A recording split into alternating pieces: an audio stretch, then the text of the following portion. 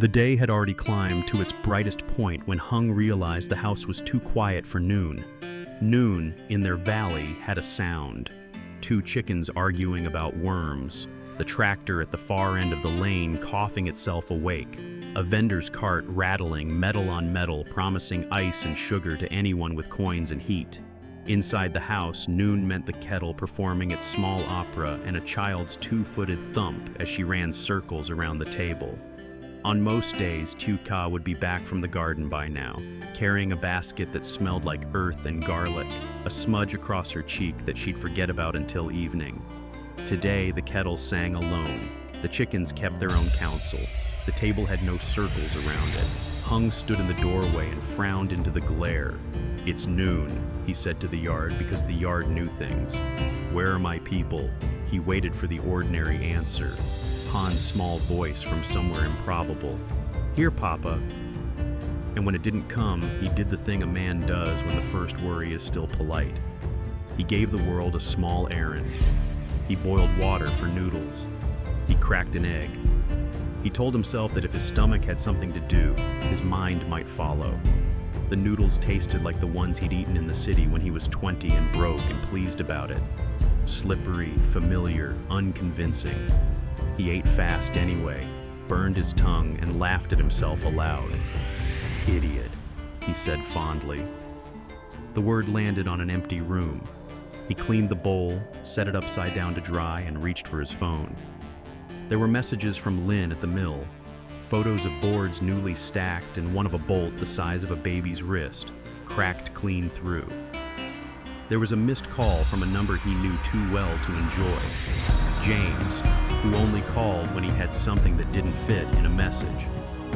Hung sent a quick, "Later, on my way to you," and pocketed the phone. A breeze wandered by, curious.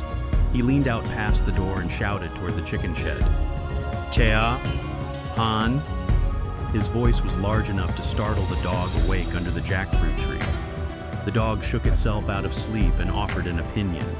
3 warning barks and 1 half-hearted wag. "Helpful," Hung said. He took the side path past the compost heap, past the wash line with its confession of socks, to the shed where they kept feed and small disasters. The door stood halfway open, a question. Inside, the feed sacks were tidy. The broom leaned where it should, and on the shelf, the jar of seed shells that Han liked to count had been tipped over and righted again. The shells sat inside, guilty and orderly. He saw, on the packed earth floor, 2 things. The first was a circle of dust with the ghost of a sandal in it, Han's small heel, slightly turned inward as if the foot had been mid-thought. The second was nothing at all. The shed had the particular emptiness of a place that has just had a person removed from it. Hung felt his stomach shift into a new shape. He took out his phone and called. "Hello?" The voice at the other end belonged to a woman who had learned the trick of sounding both busy and available. Tuan's office, by the sound of it, James's closest ally and Hung's reluctant conscience. "It's me," he said. "I'm at home." "Is Tieu with you?" "Not with me." The woman's tone sharpened, because worry loves company. "Why?" "She said she was going to feed the chickens," he said. "She took Han with her. They haven't come back." "How long?" He checked the useless clock in his head and told the truth. "Longer than I like." "Call her first," she said. "Then call your mother-in-law. Then come here. James is pacing holes in the floor anyway." "I'll do that," he said, and hung up before she could ask him to be calm. He called CA. The phone rang in the kitchen, where he had left it on the shelf by the salt. He stared at it with a grim affection. "Traitor," he said, but the word had no edge. CA was exactly the kind of person who left her phone behind because her hands were busy and the sun was good. He called his mother-in-law, who answered on the second ring and turned the occasion into a small lecture about soup and salt and the weather, and finally, when she degenerated into a cough, told him she was here yesterday. She left early. Today I have not seen the child. Perhaps she is working. Hung thanked her, made a sound that could be mistaken for gratitude, and pocketed the phone. He stood in the yard and scanned the edges of places, the way a hunter reads a field. Chickens unbothered, dog too willing to nap, gate unlatched, as always, road empty and arrogant in the sun. He started with neighbors, as one does. He asked with the meekness that forces politeness into mouths. Have you seen a mother and child? She is 18, with a braid like a rope. The child is almost 2, loves geese, answers to Han if you ask nicely. No, said one neighbor, wiping his hands on his shirt and pointing vaguely at the horizon. But the world is large and the child is small. Keep looking. No, said another, who had that special rural talent for making no into a full meal. And if you don't find them by dark, call the police. These days. The man trailed off, making a face that implied that these days contained every sin and rumor that had ever crossed a road. Thank you, Hung said. He meant it, even if it tasted like dust. By the time he reached the lane, he had invented a dozen explanations. They had gone to the pond to look for tadpoles and stayed too long. They had followed a vendor's cart to the top of the hill to see if the vendor was made entirely of sugar. They had fallen into conversation with Great Aunt and been subjected to 5 hours of stories about the war and mint tea until the son forgot that it had a bedtime. He clung to the kindest one. They had simply taken the long way home. The phone rang. He answered without reading. Yes. Where are you? James. The voice of an engine that has just learned it is missing a critical bolt. At my gate. Come to workshop 9, James said. I have something you need to hear, and it cannot wait. Everything can wait, Hung said. But he said it kindly, because James had been his ally on days when the ledger lied and the saw bit back. My child is... He did not finish the sentence. He was superstitious enough to avoid certain words. I know, James said quietly. In the background, Hung heard the warehouse echo, metal, concrete, air that had lost all memory of rain. We'll talk fast. Then we'll look.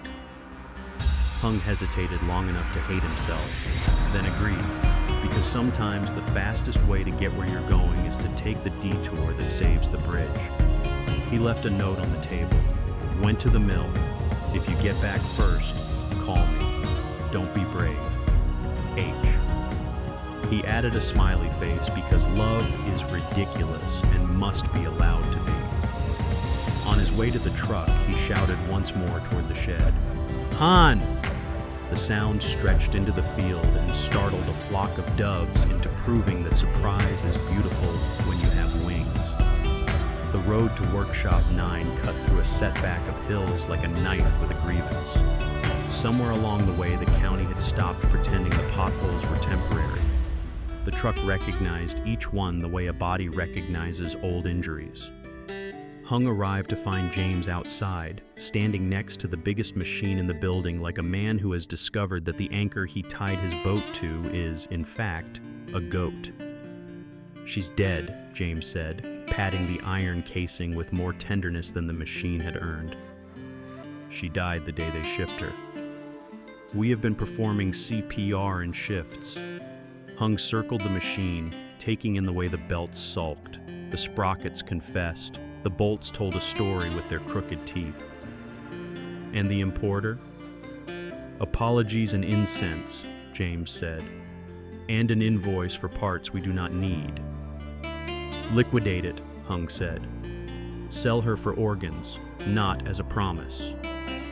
Transfer the big orders to workshops 2 and 5. Pay the overtime and bring soup. Order the Thai unit. James exhaled. Already did. You taught me to do the right thing and apologize later. You improved the lesson, Hung said. Skip the apology. They moved to the shade of the loading dock where the chairs were more suggestion than furniture. James picked at a splinter, glanced at the gate, and lowered his voice. Do "Do you remember Trang?" he asked. Hung grunted. Everyone remembered Trang. She had worked in accounting until she didn't, and then she had gone away to accumulate a degree that would, ideally, put her as far from their ledgers as possible. Her father had a face that belonged on currency, and fingers that belonged in other people's pockets. "He's behind the dung mess," James said. "The whole thing. The double invoicing, the ghost pallets, the midnight trucks that always arrived empty and left full." Hung rubbed his jaw. He disliked being right. He disliked even more the suspicion that he would have been right sooner if he had let himself look harder. "And you can prove it." "I can prove too much," James said. "Invoices with ink still wet. Drivers who will sing for 5 million. A fingerprint on a padlock." He forgot that greed leaves fingerprints even when hands are careful. Hung closed his eyes briefly to listen to what his common sense would say if given a chance. It said, "Do not be merciful with people who practice harm as a craft. Mercy belongs to the clumsy, not the cruel." "And Trang?" he asked. "She apologized." "She did," James said. "But apologies don't repair roofs." And her father didn't apologize because he does not know the language. Hung thought of the men in their workshops who had eaten the last of their rice while the accounts waited for money that had been designed to never arrive. He thought of women who had folded laundry and hope in the same basket. He thought of the baby at the hospital who had learned to gain 100 grams in a week, and of Han's toes, the ones she wiggled when she decided geese were funny instead of terrifying. "Follow the law," he said.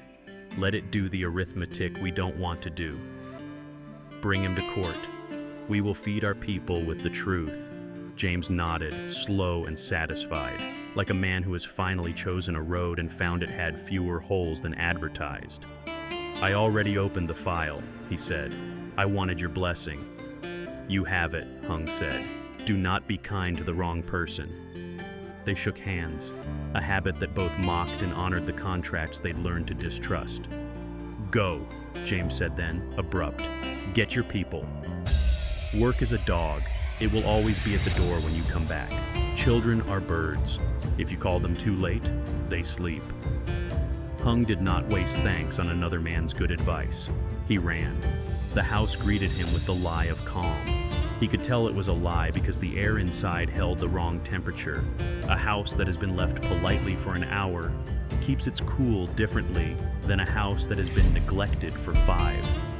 He called again, "Ka, Han," and listened to his voice settle like dust. On the table, his note waited with the patience of paper. He checked the shelf for the little blue cap Han wore when she played nurse to the dog. It wasn't there. He checked the hooks by the door for Sia's sweater. It was there, which meant nothing except that whoever left had not been cold. He went to the lane again. He went farther. He counted steps the way men count when they need to be convinced they are moving. 100 to the turning, 200 to the bend, 300 to the old stump where they used to sit and share a bottle of soda as if it were wine. He counted past memory and into invention. At the 4th house, a man with a broom looked at him and then at the sun and said, "If you have not found them by now, they have found a shadow to sit in. Sit too for a minute, then keep going." Hung did not sit. He kept going. He passed 2 fields, a dog that offered directions with a single indolent ear, a child he did not recognize who told him earnestly that mothers are often found where fathers have most recently lost them. He thanked the child.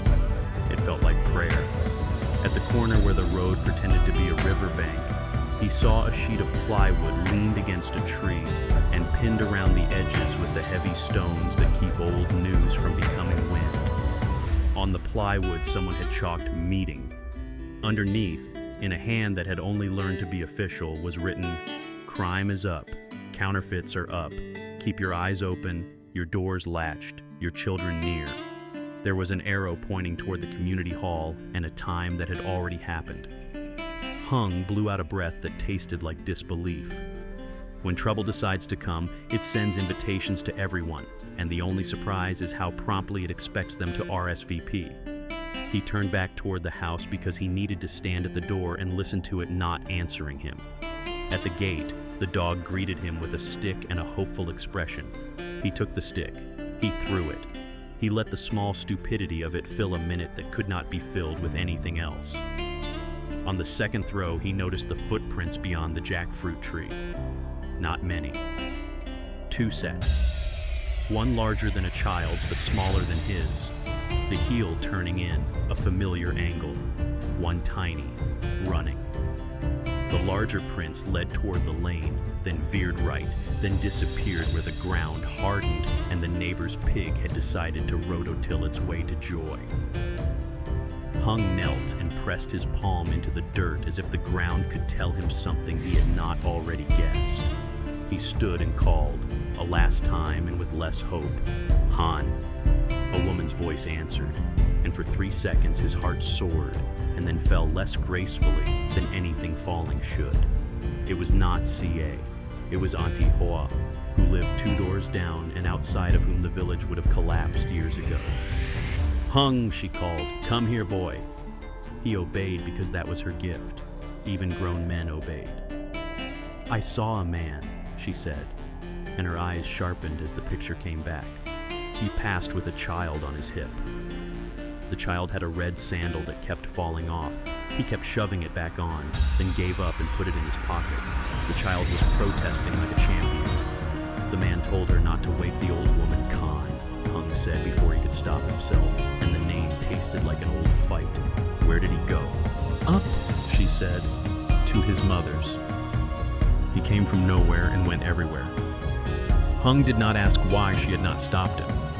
She would have if she had known what to stop him from. He said thank you instead, because a man who wants to live long learns early to say thank you to women who tell him who he is. He drove the hill in a gear too low for common sense, and when he reached the yard at the top, he saw Khan sitting on the threshold like a penitent who has already decided which sins are negotiable. The old woman, Khan's mother, rocked in her chair, a fan in her hand, doing nothing useful to the heat. "You took her," Hung said. There was no point to ceremony. Khan lifted his head. He looked like a man who has never slept and cannot remember why sleep was once attractive. "I brought her home," he said. "She is my child."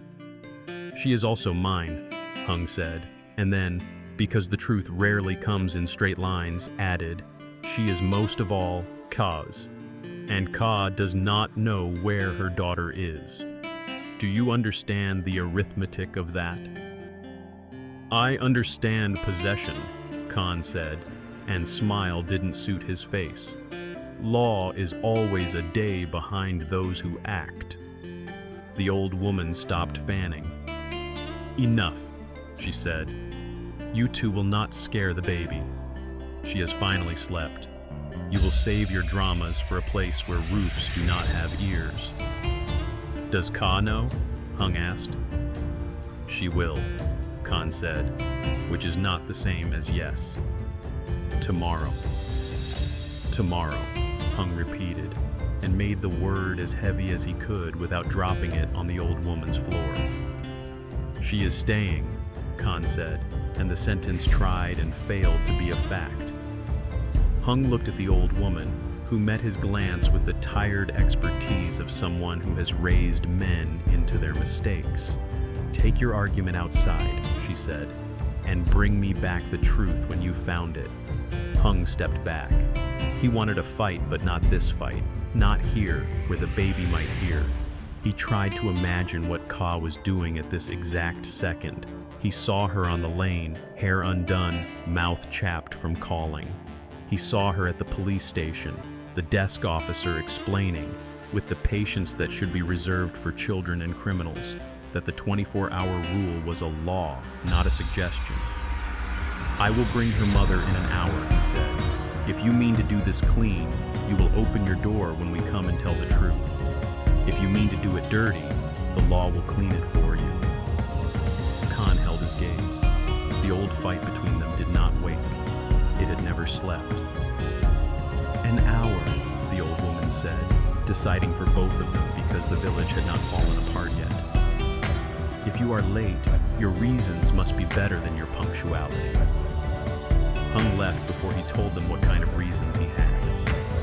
At the bottom of the hill, the road seemed shorter than before, and he suspected, not for the first time, that time is a jealous animal, reluctant to pull evenly. He drove too fast, then too slow, then just right, and all of it felt wrong. When he reached the house, he found Ka on the front step, knees in her arms, the look in her eyes a geography he never wanted to learn. She stood when she saw him, and then she didn't. "Tell me," she said, and the words had no room for anything he wished were true. "I know where she is," he said. "Alive?" The word cracked. "Yes," he said, "at his mother's. He took her," he thought. Hung stopped because he could not bear to be the one to translate what Khan thought into a language that would fit Ka's ears. "We go now," he said instead. "We go and we bring her back." Kay's mouth did something he had never seen it do, went perfectly still. "And then?" she asked. "After we bring her back." "After," Hung said, "we bring the law." She nodded once, a soldier receiving orders from herself. She wiped her face with both hands the way you wipe a table clean before setting the good plates. "Let me get my sandals," she said. "I will not meet my child barefoot." He wanted to say that sandals were not the thing that mattered, but he kept his mouth shut. Love is full of rituals that look like superstition and are, in fact, engineering. They walked together to the truck. The dog tried to come and was denied. It sat down in righteous offense and then forgave them, as dogs do in the space of a heartbeat. As they rolled toward the hill, a wind moved through the oranges and set them chiming. Hung listened and told himself the sound was luck rehearsing. He did not believe in luck, but he believed in rehearsal. At the bend where the road lifted its hem to let them pass, Ka spoke without looking at him. "When we bring her home," she said, "you will stand with me at the commune office. We will write down the things that need writing. We will draw a line that can carry weight. I will," Hung said. "I will stand." "And if his mother cries?" she asked, not hard, only bracing. "Then we will cry with her," Hung said, "and still do what is right." Sa closed her eyes and opened them again. "Good," she said, and the road straightened as if pleased to be of use. They reached the gate at the top of the hill before the hour had decided to finish. The old woman waited with the baby balanced against her shoulder, one hand on the child's back and one on the door frame as if preventing both from falling at once. Khan sat on the threshold with his elbows on his knees, the way men sit when they have learned and unlearned nothing. "Come take your child," the old woman said to Ka, and it was not surrender, only clarity. "She is yours in the ways that matter."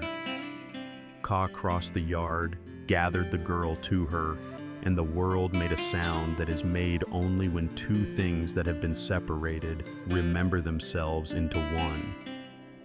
"Tomorrow," Khan said into the quiet, "we talk about how she will live."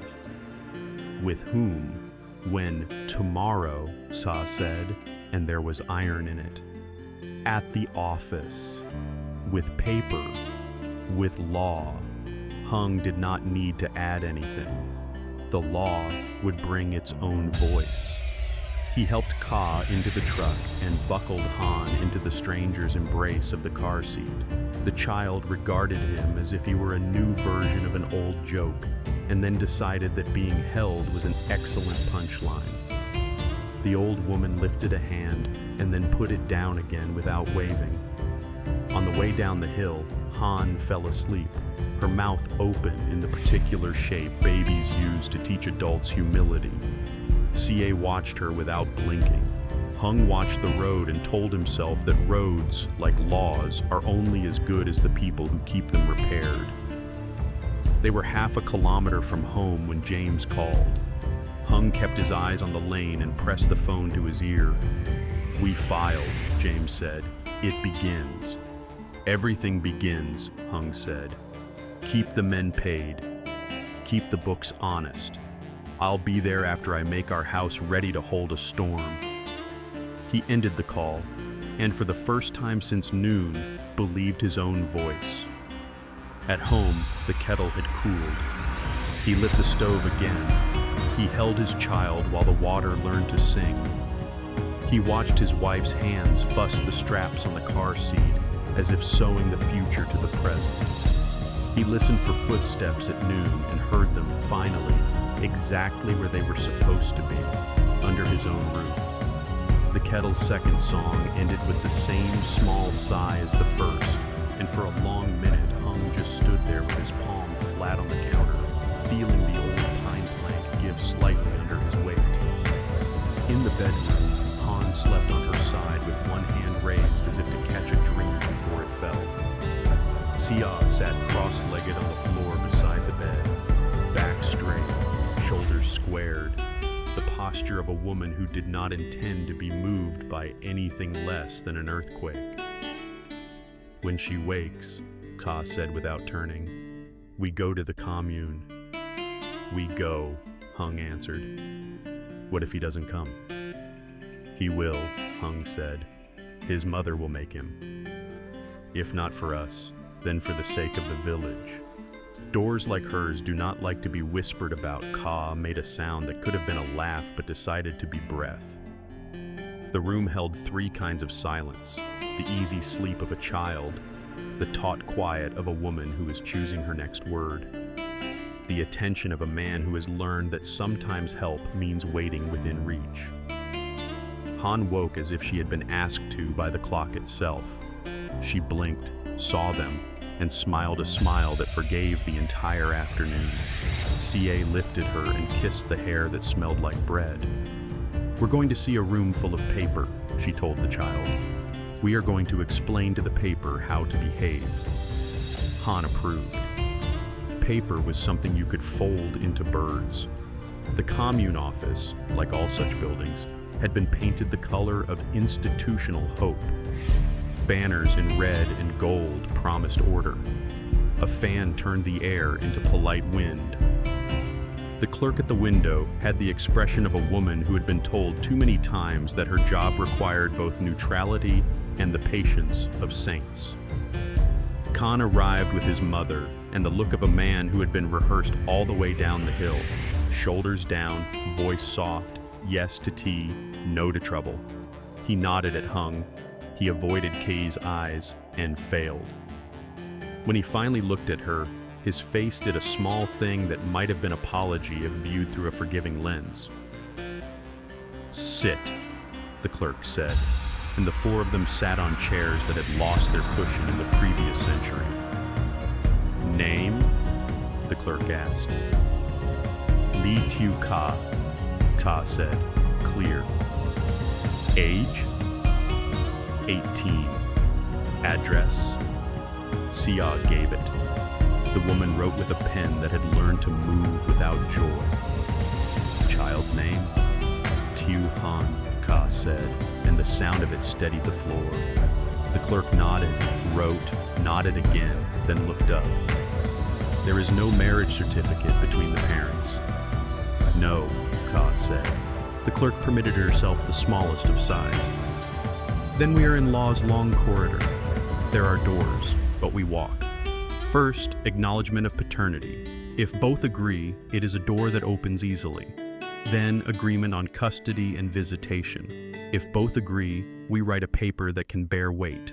If not, the court does arithmetic that no one likes." Khan cleared his throat, a small rehearsal for larger words. "I acknowledge," he said. "I am the father."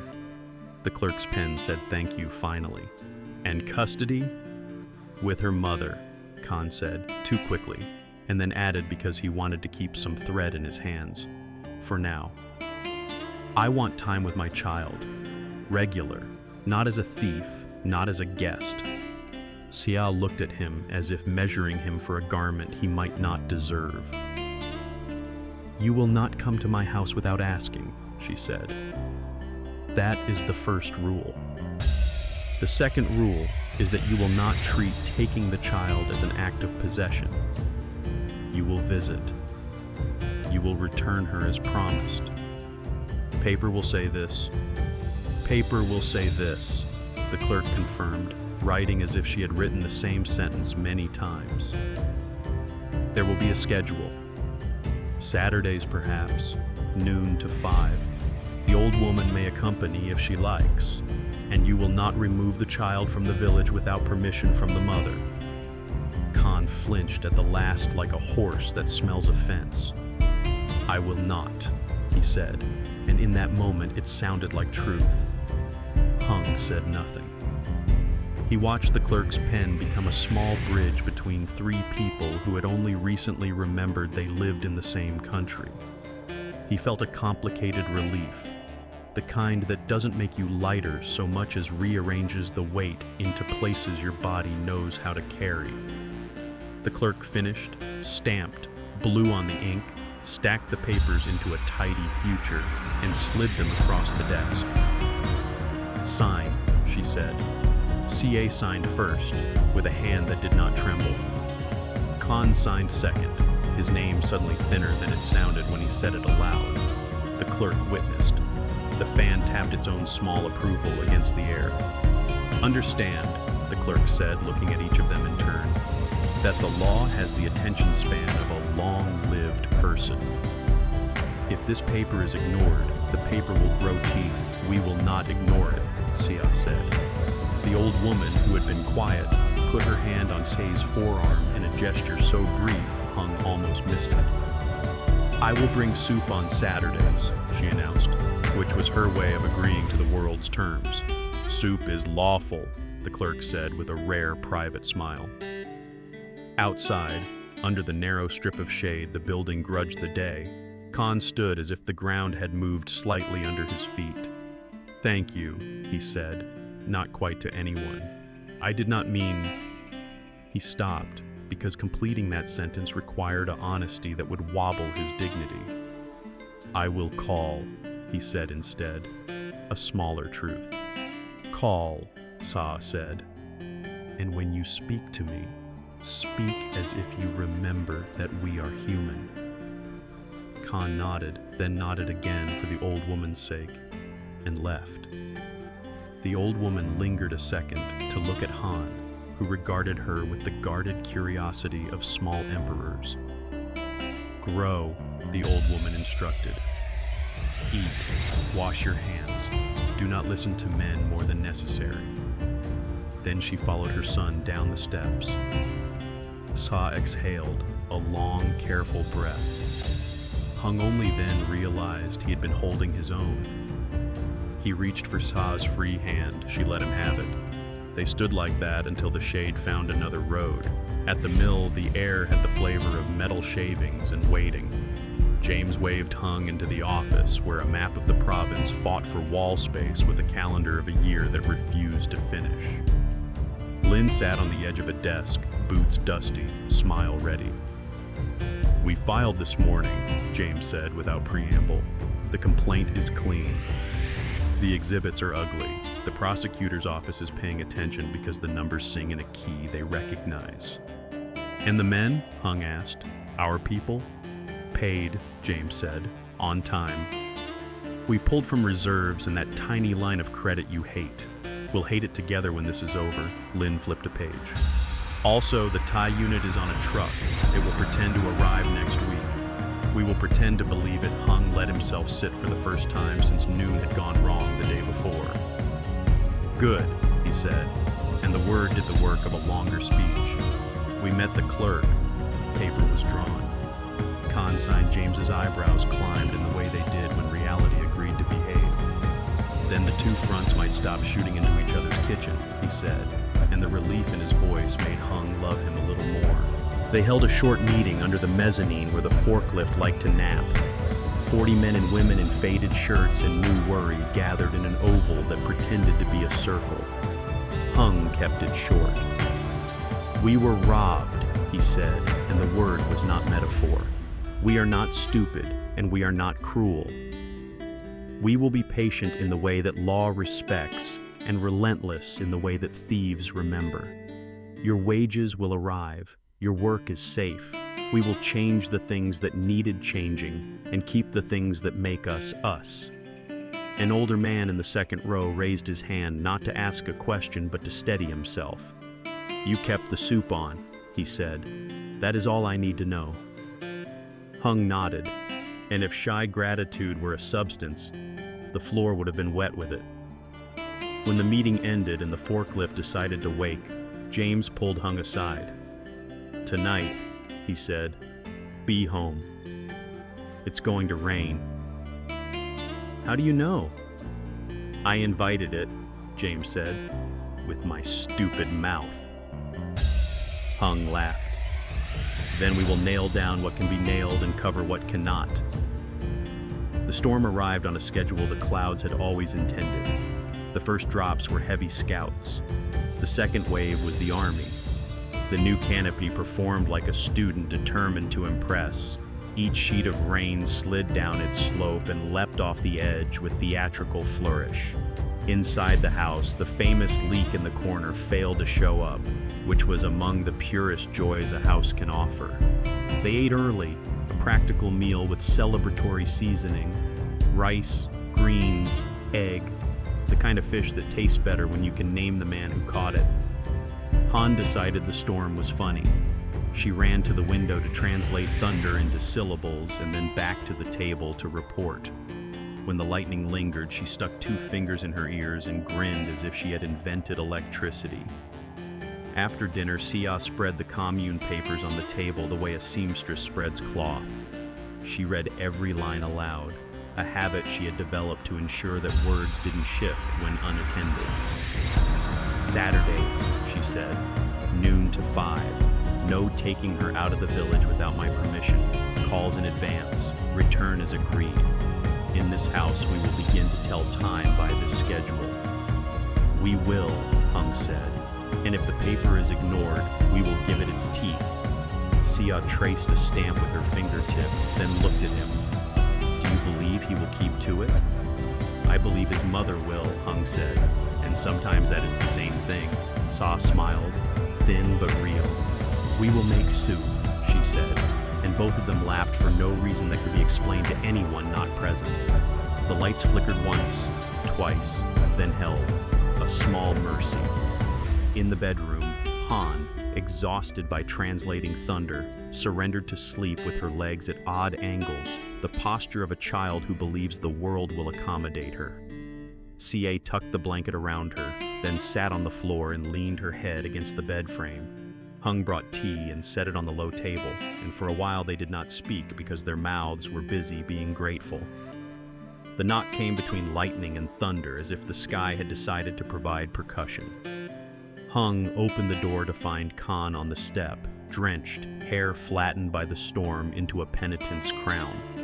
The old woman was not with him. The rain performed competence behind him. 5 minutes, Khan said, palms visible, the posture of a man entering a church that does not entirely welcome him. Then I leave. Hung stepped aside because sometimes the most powerful word is not no, but not yet. Khan stood just inside the doorway, refused the chair, refused the towel, as if sitting were a luxury he could not afford. "I came to say aloud what paper already says," he began. The words were clumsy in his mouth, as if he had been taught this language by a hard teacher. "I will come Saturdays. I will call. I will not take her without permission. I will learn how to do this right." Sia appeared in the doorway to the bedroom. The storm complicated her silhouette into something heroic. "You will learn," she said, "because the alternative is not to see her." Khan nodded once. "And because I have learned that doors, when closed, are heavy." "Good," Ka said, and though the word was small, it made the room larger. "Then go home. Be a son to your mother tonight. Arrive on time on Saturday. Bring nothing that makes noise." "A small kitten makes noise," Khan said, and to his surprise, the joke did not die on the floor. Ca smiled with 2 teeth. "Not a kitten," she she said. A fruit, or nothing at all. He put his hands together, not in prayer exactly, but in the acknowledgement of something living at the center of the room. Then he left, and the storm arranged a curtain for his exit. Hung closed the door and leaned his forehead against the wood for a second. He's learning, he said. C.A. poured tea into the extra cup as if he had stayed. Good, she repeated, then sipped from it herself. The rain ceased its campaign near midnight. The house, relieved of drumbeat, remembered quieter songs, the tick of cooling tin, the mouse that had not yet learned why it should keep to its lane, the baby's slow, bragging breath. Hung slept like a man who has come home from a long trip he did not plan. C.A. slept the calculated sleep of a woman auditing a ledger she had finally forced into balance. At dawn, the road had become a new map. Gullies where the old path had been, a small slice of the hill unwilling to hold its shape. The village was already out with shovels, ropes, jokes. Hung took a spade and joined the line. Men and women built a temporary bridge from pallets and unambitious hope. Someone produced a coil of wire. Someone else produced soup in a dented pot and called it breakfast. The world, injured, agreed to be mended. By mid-morning, the lane was passable for small vehicles with strong opinions.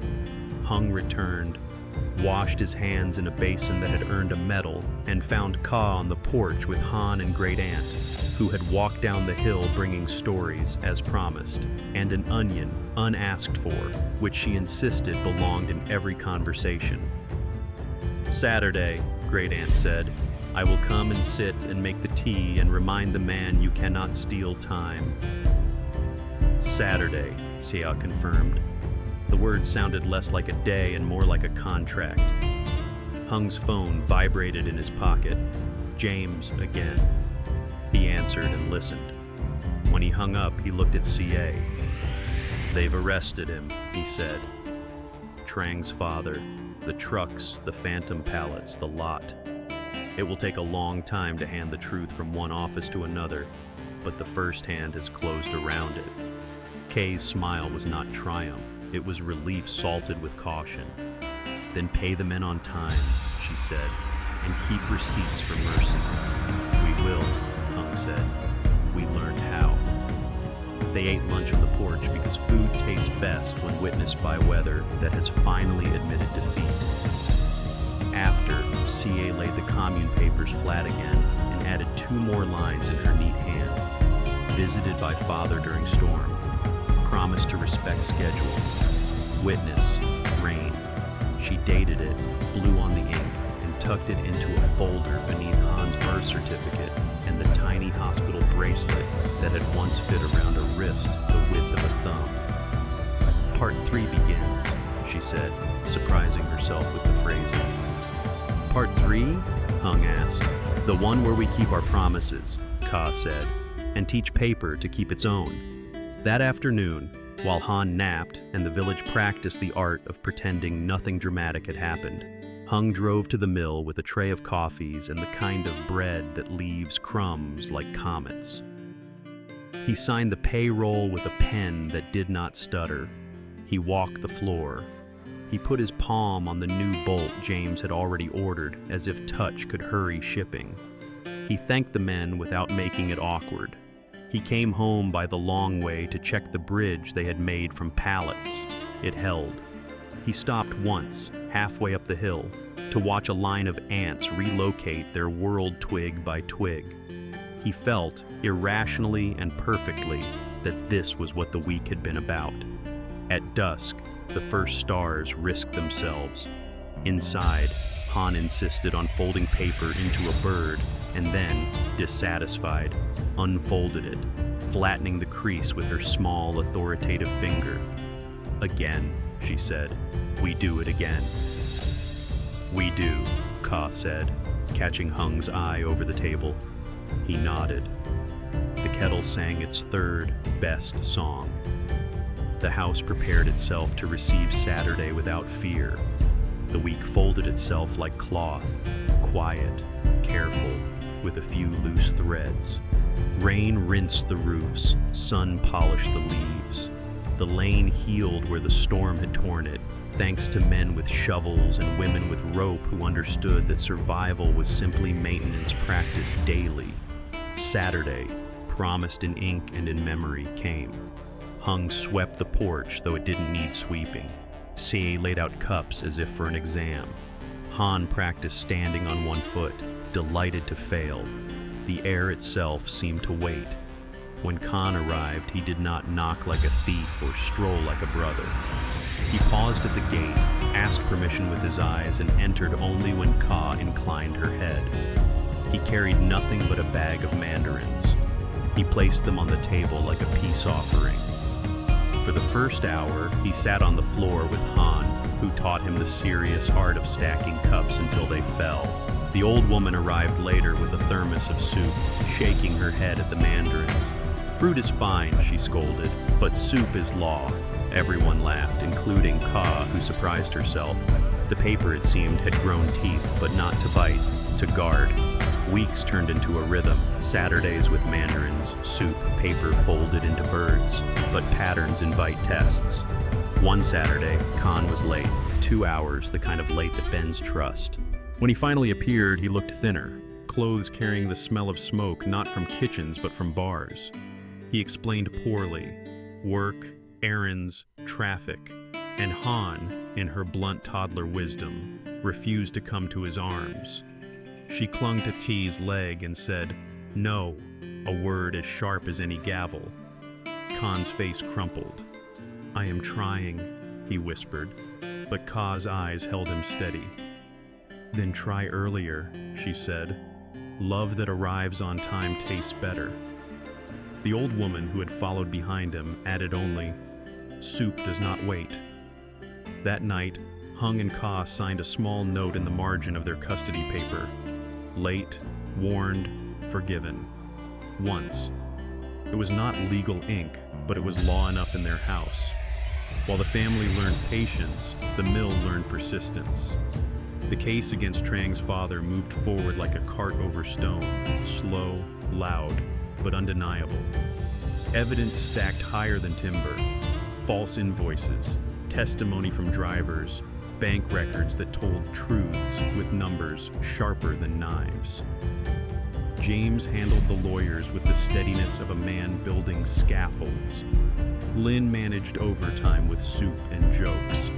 Hung stood among the workers often, sleeves rolled, reminding them that their wages were not favors but rights. One evening when the prosecutor confirmed the trial date, James called Hung. "We will not win quickly," he said, "but we will win clean." Hung replied, "Clean is enough. Clean keeps roofs on houses." And in that moment, the battle at the mill felt the same as the one at home. A fight not for glory, but for continuity, for keeping soup on, wages steady, children safe. It was nearly 2 months after the first Saturday when trouble knocked again. Khan arrived unannounced on a Wednesday night, face wild with drink and regret. "She is my child," he said at the door, "not just yours." Han, startled, cried. Sia stood in the doorway, voice calm but unyielding. "She is ours, not yours alone. Paper says so. The law says so. My heart says so." Hung moved to her side. "Leave now," he told Khan, "and return when you are sober. If you love her, you will not scare her." The old woman appeared, pulled her son back by the sleeve, and hissed words only mothers can say. He left, stumbling, but did not return that night. Inside, Ka rocked Han until her sobs softened. Hung pressed his forehead to the papers pinned on the wall, as if to borrow their strength. They had been written in ink, but tonight they felt carved in bone. Time does what storms and men cannot. It weathers. Khan kept stumbling, but he stumbled less. Saturdays became reliable again. He never stayed past dusk. He never tried to take more than was written. Slowly, Han accepted him, guardedly, with the exact precision of a child who knows who held her through thunder. At the mill, the trial closed with a verdict as solid as oak. Trang's father guilty, restitution ordered, reputation dismantled. Wages caught up, machines hummed, soup lines became shorter because dinner could finally be cooked at home. One evening, months later, Hung stood in the orchard with Ka and Han. The trees were in bloom again, blossoms trembling like shy confessions. "We have lived a year inside a single noon," Ka said quietly. "Noon passes," Hung replied, "but the footsteps return." Han, chasing a butterfly, shouted something incoherent but joyful, and in that instant the orchard felt infinite. Life in their valley never promised ease. Roads would always break, mills would always need repairs, men would always wrestle with pride and paper. But the Lai family had found the geometry of survival, law as spine, love as breath, community as muscle. CA no longer measured days by fear, but by meals shared. Hung no longer counted losses, but counted wages delivered. Han grew, stacking her cups higher, folding paper into more complicated birds. And when thunder returned, as it always does, they no longer feared it. They translated it into syllables, into laughter, into stories told across bowls of soup. Because in the end, what mattered was not who claimed possession, but who kept the doors open, who arrived on time, who turned paper into protection. Noon had lost its footsteps once. It would not again.